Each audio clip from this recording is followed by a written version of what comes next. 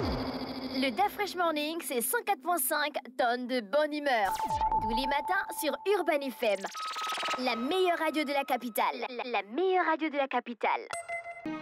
Vous êtes sur les 104.5 Urban FM, la station Urban avec Samantha. Samantha, bonjour. Bonjour. Comment tu vas ce matin? Ça va bien. Alors, rapproche-toi du micro. Arrange bien ton micro. Oui. Comme ça, c'est bon. Voilà. On parle de quoi aujourd'hui? La résilience. Oui, on parle de la résilience. C'est quoi la résilience? Alors, c'est la capacité à rebondir après un traumatisme.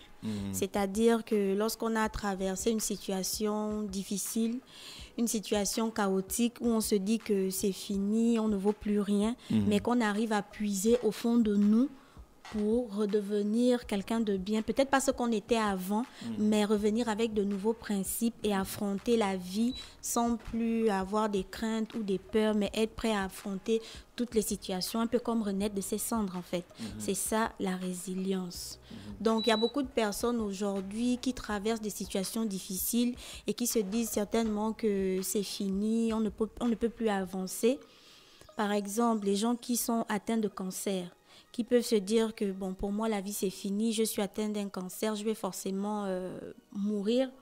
Mais ces personnes-là peuvent puiser au fond d'elles pour trouver la force de lutter, d'affronter la maladie, de suivre un traitement et parfois de sortir de là vainqueur. Donc c'est cette courbe-là qu'il y a entre le traumatisme et la piste de solution, c'est cette trajectoire-là qu'on appelle la résilience. Quand on parle de résilience, c'est plus dans le cas émotionnel. Oui, plus dans le cas émotionnel, bien sûr. Parce qu'ici, il s'agit de rebondir, il s'agit de trouver des moyens et méthodes pour devenir quelqu'un de bien, de solide, pas quelqu'un de bien, de plutôt solide en matière psychologique, en matière comportementale, d'affronter la vie, de ne plus être faible. Et puis, ça dépend aussi des personnes parce que tout le monde n'est pas forcément prédisposé à faire preuve de résilience. Parce qu'il y a des personnes qui sont faibles mentalement, qui ont une faible estime de soi.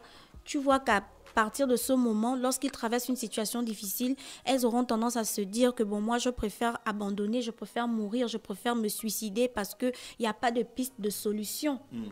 Alors qu'il y a d'autres personnes qui sont, par exemple, fortes mentalement, qui, lorsqu'elles se retrouvent dans une situation compliquée, vont activer le mode instinct de survie pour pouvoir sortir d'une situation.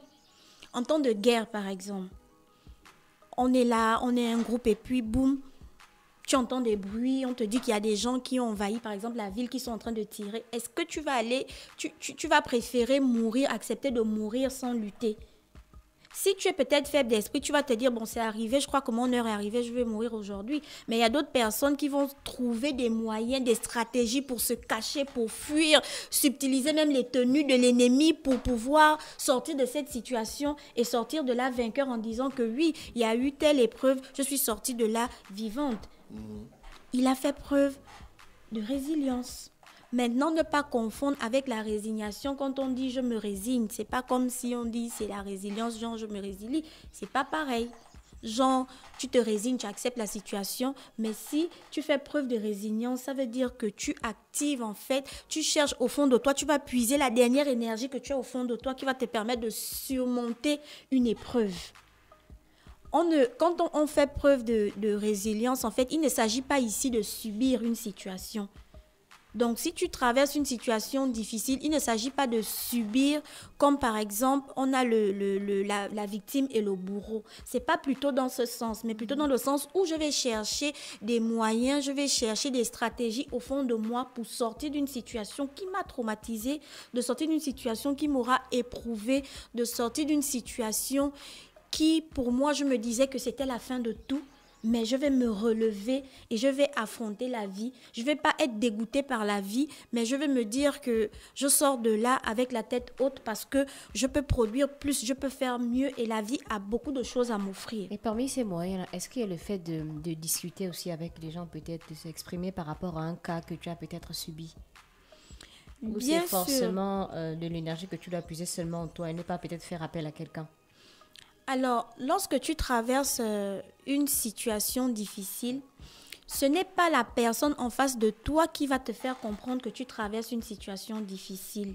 Parce que nous ne vivons pas tous les émotions, nous ne vivons pas tous les situations de la vie de la même manière. Je m'explique. Si moi, j'ai par exemple perdu un parent proche, d'accord? Toi, tu es au courant que j'ai perdu un parent proche. Je n'arrive pas à faire mon deuil. Mais toi, tu ne vis pas ce deuil-là de la même manière que moi. Si je ne t'explique pas comment est-ce que ça se manifeste au fond de moi, tu ne peux pas le comprendre.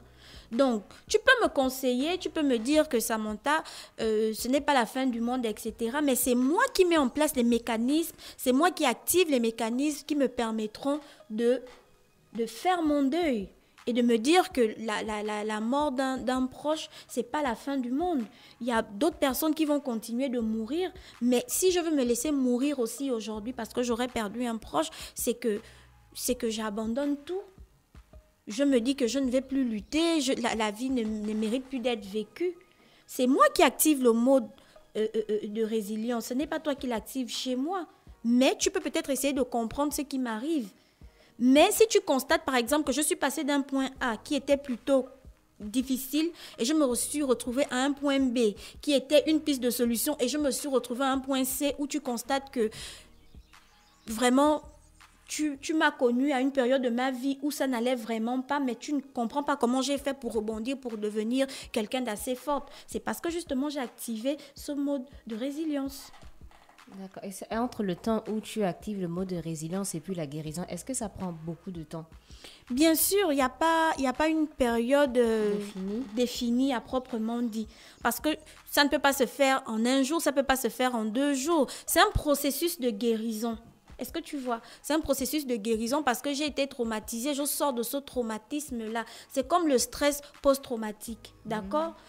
Tu fais comment pour sortir de là, sachant que tu as vécu des situations vraiment chaotiques. Et j'aime prendre pour exemple des personnes qui sont parties à la guerre. Tu as eu à tuer beaucoup de personnes, tu n'arrives pas à dormir parce que tu sais que tu as tué et tu sais que tuer n'est pas bien, mais tu as tué dans quel cadre?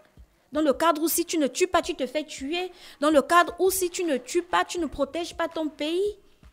Donc, quand tu reviens de là, tu es forcément traumatisé par tout ce que tu as eu à vivre lorsque tu étais à la guerre. Mais il faut que tu puises au fond de toi l'énergie qui va te permettre déjà d'accepter que je n'ai pas tué parce que je voulais juste m'amuser, mais j'ai tué parce qu'il fallait que je protège mon pays. Et si je protège mon pays, c'est une bonne action. Ça veut dire que j'ai permis à mon frère, à ma soeur, à mes amis de rester en vie parce que si je ne le faisais pas, c'était le chaos total. Donc, il faut que je puise au fond de moi la force d'être équilibré en fait. Parce que si tu ne puises pas la force d'être équilibré, c'est quoi la conséquence? On peut avoir des suicides. La personne peut se suicider parce qu'elle n'arrive pas à basculer. On a des personnes qui peuvent se renfermer, qui se disent que bon, elles ne valent rien. Il y a des gens qui se laissent mourir. Il y a beaucoup de conséquences. Mais il faut toujours trouver en soi la force de rebondir. Voilà pourquoi on dit toujours il renaît de ses cendres. Il renaît de ses cendres comment? C'est parce qu'il a trouvé la force de rebondir, de redevenir quelqu'un de fort. Pas redevenir la même personne qu'il était ou qu'elle était avant, non, mais il devient plus fort parce qu'il accumule de nouveaux facteurs, il accumule de nouvelles influences positives, de nouvelles ondes positives qui vont l'emmener à mieux affronter la vie et peut-être à parler de son expérience. Comme on a les coachs en développement personnel aujourd'hui qui aident beaucoup les gens dans ces situations. Lorsque tu traverses des situations compliquées, il va t'aider déjà à t'accepter toi-même tel que tu es et à utiliser certains outils qui vont te permettre d'avoir confiance en toi pour te permettre d'avoir une vie épanouie. Merci Samantha avec nous ce matin sur les 104.5 Urban FM, la station urbaine dans le Da Fresh Morning. On va retrouver l'horoscope des auditeurs sur les 104.5. Restez connectés, on se retrouve demain lorsqu'il sera exactement 7h pour le Da Fresh Morning, le réveil matinal, le pilote de la capitale sur la radio. Le pilote de la capitale continue à télécharger notre application sur la plateforme Android et sur la plateforme Apple. Le Da Fresh Morning, c'est 104.5 tonnes de bonne humeur. Tous les matins sur Urban FM. La meilleure radio de la capitale. La meilleure radio de la capitale.